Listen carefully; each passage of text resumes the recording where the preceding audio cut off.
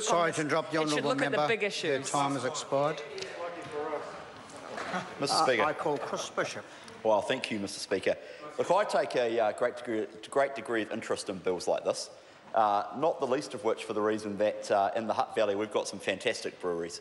Panhead up in Upper Hutt, world-renowned Panhead Brewery. We've got Balin's Brewery in Betonia, we've got Kirua up in Upper Hutt. So I take a great degree of interest in bills like this. It is a sensible bill, as Jacinda Ardern made mention. And actually, I had Retail New Zealand in my office, would have been about 6 to 8 months ago, and they raised this issue with me, and I thought, well, that actually seems pretty fair enough. That seems pretty sensible. It doesn't destroy the intent of the sale and supply of liquor bill. It clearly seems to be an absurdity created by poor drafting or unintentionally bad outcome out of the legislation. I thought that seems pretty good. Maybe that's a little members' bill I can take through the caucus and put on the floor of the House. A pretty sensible change we can make, and then lo and behold, a few days later, a government bill was introduced, and I thought, oh, that's that opportunity gone for a sensible members' bill. Because as my colleagues here, Stuart Smith's laughing away next to me in the House, but as my colleagues next to me on left and right know, certainly on this side of the House, that is, a classic sort of members' bill that we could advance from the government backbenches. But it is a sensible bill, and it does fix an absurdity in the law that came about through the Sale and Supply of Liquor Act.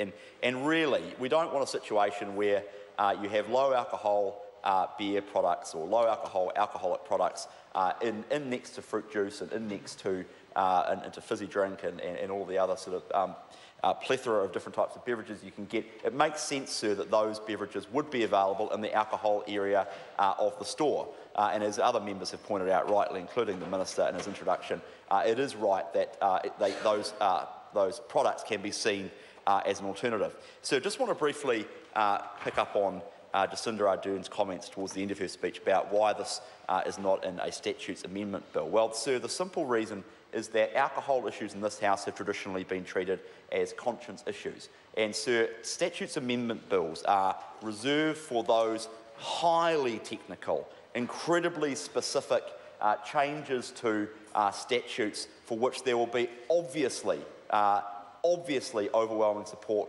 around the Parliament. I would say that they are the sort of bills where no reasonable person could disagree that it's a sensible change to make. The sort of change where you add an "and" into a clause in a bill, or a "or" here or there in order to make the policy intent clear. That's not appropriate, and just shows Jacinda Ardern's lack of knowledge of parliamentary procedure, despite 8 years in this House, sir, that she would think that something to do with alcohol would be considered appropriate for a statutes amendment bill. And she says, oh, well, the Labor Party now regards alcohol issues as a health issue. Well, that's all well and good for the Labor Party. That's actually not how they regarded the last piece of major liquor legislation to go through this House in 2012. We had this reasonably interesting scenario of the Labor Party splitting on individual lines for each division of the bill. For each of the committee stages of the bill, a variety of Labor Party MPs would vote one way, a variety of Labor Party MPs would vote with their conscience on another way. So that's a reasonably new development, if indeed the Labor Party is going to regard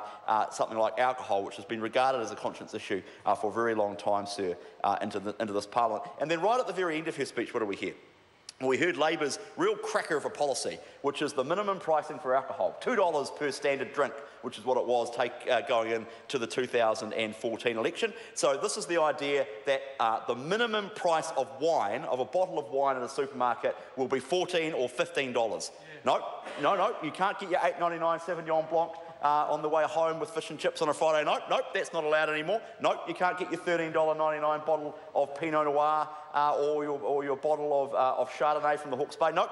The minimum price is $2, and so all wine will have to cost $14 and above. And look, the reason minimum pricing, sir, was rejected is it doesn't work, it doesn't hit the very drinkers you are trying to reduce less. And actually, the irony of the whole thing is it actually guarantees profits for alcohol companies. That is literally what minimum pricing does. It says that it is $2 per standard drink, and it guarantees pricing for alcohol companies, sir. This is a sensible bill. Yes, I take your point, sir. I was moving slightly away from the bill, but just responding to the speaker before me, which I think is within standing orders. It's a sensible bill, sir. I commend it to the House.